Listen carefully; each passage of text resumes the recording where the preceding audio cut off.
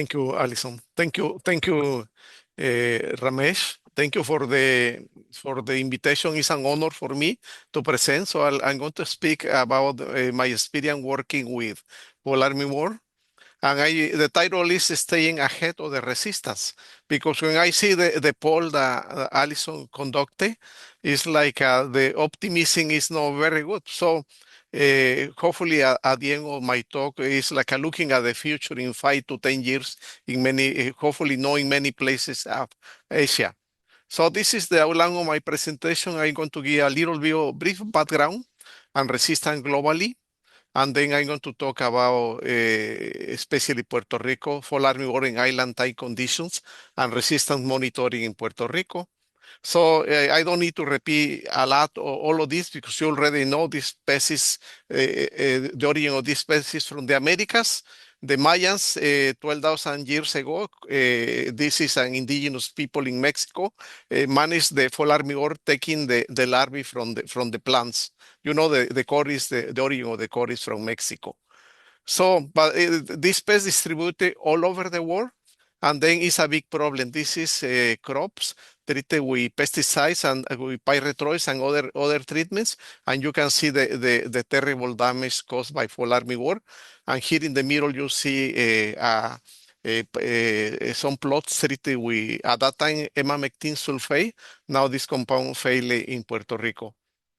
And then now in our pesticide resistant database, fall armyworm is placed in the number 18 as the is inside of the top 20 more resistant species in the world. And you know, resistant, this is one definition of resistant.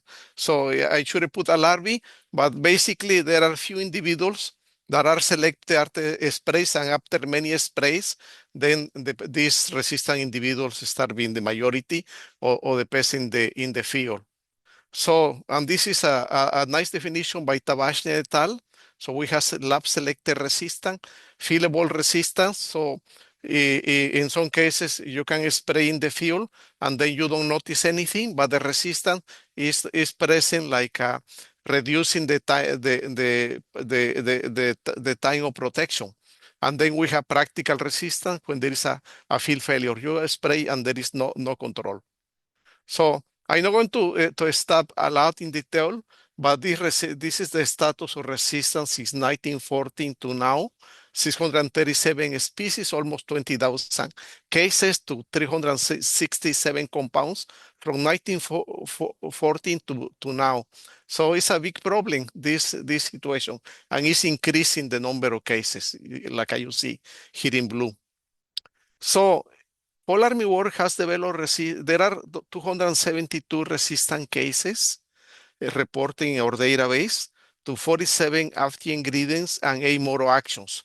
So there are so many different monoactions against Lepidoptera, and you can here see to the right the compounds, the monoaction compounds from acetylcholinesterase inhibitors to ryanodine receptor modulators.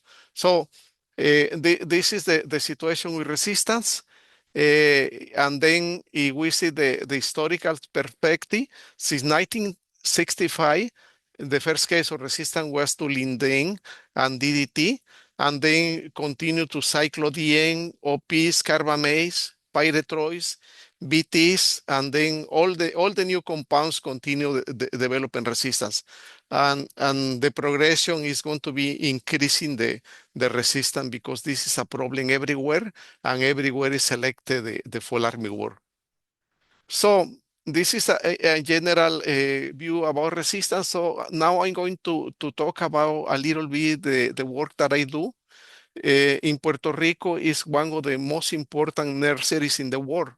This is a place for seed for the seed industry for seed augmentation and research.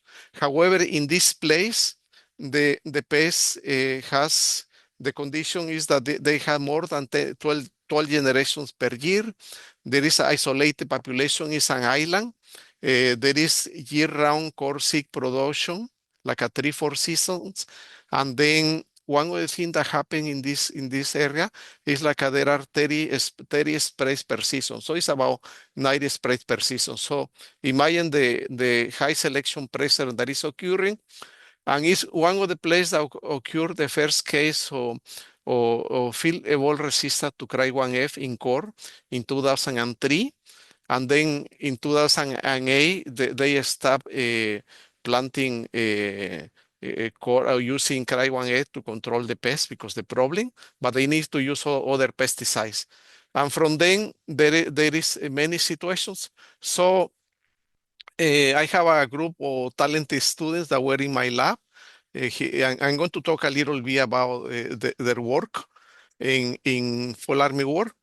But for example, Rebecca compare populations from Mexico and Puerto Rico, comparing two different systems. We low sprays of pesticides and a lot of migration in Mexico, and then we relative isolation in Puerto Rico with 29 sprays per season. So the methods that she used was topical application in the case of insecticides, and then for some assays to BTs was overlay dye assays to these BT toxins. And then here is some of the results resistant to Spinoteran, Chlorpyrifos, Metomil, and Permethrin. I never see, and then you can see the rest of the susceptible population. This is the resistant ratios. But you see in other places of Mexico, low levels of resistance, but in Puerto Rico, really high levels of resistance. You see Metomil, and then high levels of resistance, OP, Pyrethroids. And then this is a situation that is really, really complicated. And then when we see the diamide compounds, there is extremely levels of resistance to fluindamide and chloranantraniliprol. And then you see other samples from different geographical regions in Mexico and very low levels of resistance. So another way to see this resistance is like when we have something that is called relative reduced potency. If for example, in this case, the susceptible colony, we need the LD50, we need 5,000 times emamectin benzoate to have the LD50 of amectin. Abamectin is not a very powerful compound. But in the case of resistance in Puerto Rico, the thing that happened is that you need less compound that reduce the potency of the compounds. I'm not going to start a lot, but you can see all the compounds, different types of more action compounds. But here you can see still emamectin at that time was very effective. And then to the BTs, I mentioned 2003 was introduced the Cry1F in Puerto Rico, and then Nick Torres find resistance. This is a population sampling in 2017, and you see almost 10 years later after stopping the planting or core with Cry1F, still the population at 10,000 nanograms, there is less than 3% of mortality in the resistant population with Puerto Rico, and here is the susceptible. We tested other BT toxins, and they were resistant to Cry1AC and not resistant to other ones like Cry2A, other type of proteins. This is the situation. We continue these studies with similar system. We dye overlay dye assay. Omar Pozos performed assays, found resistant to these compounds. But the interesting thing to do is, well, what happened if we cross the resistant with the susceptible? What is the situation? And then we found that it's codominant the inheritance of resistance for flubendanide. Chloranantraniliprol is similar situation. So what happened with this? In many places of Asia and many places of the Americas, the diamides are used to treat the seeds. So the pest needs only one copy of the gene. When the residues decay, the one copy of the gene is enough to can be enough to protect the larvae. And then killing is removing susceptible the susceptible alleles, and then you are going to find fast resistance. So this is a valuable impacts for that. We go further in our resource and we use different inhibitors, so different enzymes. And this is resistance to I think that this is SM Valere, yeah. And then here is the susceptible population in your left. And we use different inhibitors, so different enzymes. And your right, you see these inhibitors suppress P4 Fichter, glutathione transferase, esterases, ABC transporters. So meaning that has a high potency. The insect would utilize the metabolism to detoxify pesticides. And then because the origin of fall armyworm in Africa, in India, and many places in Asia came from the Americas, so it's very likely that some of these genes are present in the other side of the globe. Other system that we are working is with botanical compounds. We are working with host plant resistant with mycin, but also we are working with neem, with azadirachtin. And we found resistance to azadirachtin, to neem. So this is the first case, a field ball resistant or any species to, to azadirachtin, the main compound, neem. So it's quite interesting this situation with the fall armyworm. But remember, this is a pest that is exposed to high artificial selection pressure. So what happened? Well, we had all of this, and this is important. If I were in Australia and other places, I compare using the same method and compare the data of that populations with my data with the susceptible and resistant insects. So we perform a training. What do we do? We perform training in Puerto Rico. IRAC and Pravia, this the organization for seed. We are collaborators. We perform pesticide applications in the field. You can see the plots and the damage. This was emamectin. Unfortunately now, emamectin, my PhD student Shatrughan Shiva from India found 30,000-fold resistant to emamectin sulfate. So it's very high levels of resistance. But we perform different assays and we work with the industry and training them how to perform bioassays, and many of the industry now is performing assays. So there are many recommendations from this workshop, like it's important to target the early instar, it's important to reach the word of the plant, the application in the word, the amount of water, the adjuvant. And then it's not like the industry doesn't do anything. There are sampling, there are a threshold to spray, there are release of natural enemies. And one important thing that has been really helpful to manage the resistant larvae is the use of nematodes to control the resistant larvae. So the nematodes can restitute or at least can be really helpful to manage the fall armyworm larvae. So in conclusion, this is something, the data that I have more data. I have a lot of data with so many different pesticides. And the resistance levels this is field evolved resistant. It's not a population that was selected in the lab. And most of the cases that we have is resulting in practical resistance. And then if you see this data, this situation might happen, hopefully no, 3, 5, 10 years in many places in Asia because the similar conditions, tropical weather, island time conditions, many pesticides these specialty compounds are very accessible to many farmers. So that's might be a problem. My prediction, I know somebody told me that I'm not very optimistic, but I think that the fall armyworm is going to move to the top 10 more resistant species to pesticides in the world. And then our data, feel free to use our data to compare your levels of resistance. We have susceptible colonies and we have resistant colonies. And I would like to mention that rotation insecticide is really important in an area-wide management.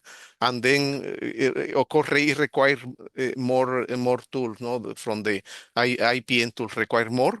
In this case, the nematodes was really important to control the larvae. Of course, that this is not possible in some cases because it might be costly to apply nematodes. But I consider that this program benefits Puerto Rico and other places of the world that can compare this accelerated resistance with the resistance levels. And with that, I many thanks to the organizer and thank you. And I have so many different people to acknowledge, people from the industry, from the researchers, colleagues, Bruce Tabajny from University of Arizona, and other collaborators around the world. And then I think that I had 15 minutes, so if there are questions, I would like to entertain any question. David, that's perfect timing. Thank you. Uh-huh. Yeah, you're a fantastic speaker. Uh-huh. Right Thank on you. time. No, really interesting. So this is correct if I heard rightly. 29 sprays per crop, like per season. That seems an incredibly high amount. Mhm. Mhm. Uh, why is that? I mean, is there a behavioral aspect there that you also looked at with farmers, just sort of seeming to spray a lot? Were they not looking at the action thresholds? Were they just doing a No, weekly spray? Or why was it so high? well, the thing that happened is that this place is special. You see the crop, there are so many egg masses. There are so many egg masses. There is an intense selection pressure. And then just remember that in Puerto Rico, it's not like a place in the Midwest or in many places of the US. The core is for core production. This is a place for seed augmentation. And we're talking about 6,000, 10,000 acres, or sometimes less. So it's a small area, but every plant has incredible value. But regardless of that, even if it's for core production, that there are more wholesome, many things is the selection pressure is very high. I remember I went to Myanmar in the first wave of attack of the Fall Army War. I found many plants with many egg masses and a lot of pest infestation. So in this case also, the pest pressure is very high. And then there are thresholds. Of course, that there are thresholds, and the people use many monitoring. They use traps. They release natural enemies and all the things. But just remember that to have a nursery and to have the facilities is very expensive. And it's not like I'm going to say, okay, I'm going to do not to produce corn in 2 seasons. It's not possible that because there are so many investment. Or for example, I had experience from Mexico. In Mexico, there is the cold in the winter. There are no crops and there are no plants, and it's a mild, really mild. They call winter. It's a really mild winter, but there are no pests. So that reduces the development of resistance. But when you have a pest that is present the whole time, and then you have other vegetables, and other people spraying, then you have a continuous pest pressure. So actually, that's another question I had as well, is what Mhm. you talked about it on maize, obviously, for the session, but what other plants or crops are you finding fall armyworm on If I in remember Puerto well, Rico? tomatoes, and there are other grasses also that can be a host. Fall armyworm has more than 300 hosts. So Yeah, and then it's tropical weather. The temperature is perfect for them. So there are seasons that is more pest pressure, but there are other seasons that is lower. But yeah. in general, you can find the pest the whole time. Okay, excellent. I'm going to throw it over to Ramesh. Ramesh, do you have a question? Thanks, David, for this presentation. Mentioning about the area-wide management, rotational mode of actions, which is playing an important role on that management perspective for the area-wide aspect. So given your global experiences tracking insecticide resistance trends, What early warning indicators should be prioritized to stay ahead of resistance development in fall armyworm? Well, of course, it's important to have a monitoring program, and you compare the data with the susceptible. And then there is this is really interesting to have a monitoring system. But in the field, when you start, even that the compounds control the pest, you start seeing damage in the leaves. So this is an indication that the compound is in process or resistant. For example, I see emamectin benzoate in 2020 or 2019, and the crop was perfect, clean, all clean, clean, clean. And then we saw indoxacar, we saw diamides, and we start seeing all the damage. Pyrethros was the same that the control. So in my opinion, there are some indication that there is a reduced control, and that might be indication of early warning or resistance. But when that happens, is you will notice in the bioassay that the resistance levels are high. Thank you.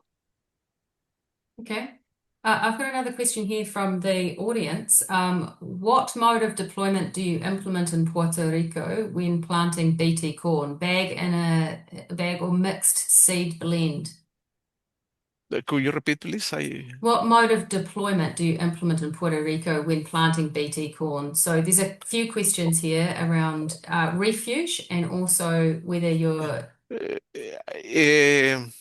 I don't remember well the part of the refuge at that time when was deployed the Cry 1F. Um, because there are so many hosts outside, so I don't remember exactly, but the situation is that the resistance developed very fast. I don't think that it was a very effective refugees, but I don't remember exactly, but I can send back the question. I can look into that, and I can send the answer okay. but my impression is that there is no an effective refuge and that happening, and then continue. We carry 1F in many cases or resist. Dominic can speak more about this because he's the expert. But in many isolating cases, I continue planting or carry 1F, there is a development of resistance, fast development of resistance. Okay. And one more question here. There's quite a few questions here that interest in nematodes, and I think you suggested that you were using in the nematodes, or they were using that in Puerto Rico, and they were quite successful. Can you just give us a little bit more sort of Well, it's information? Sternonema carpocapsa, the compounds produced by copper, yeah, copper, and then it's using mixed with insecticides.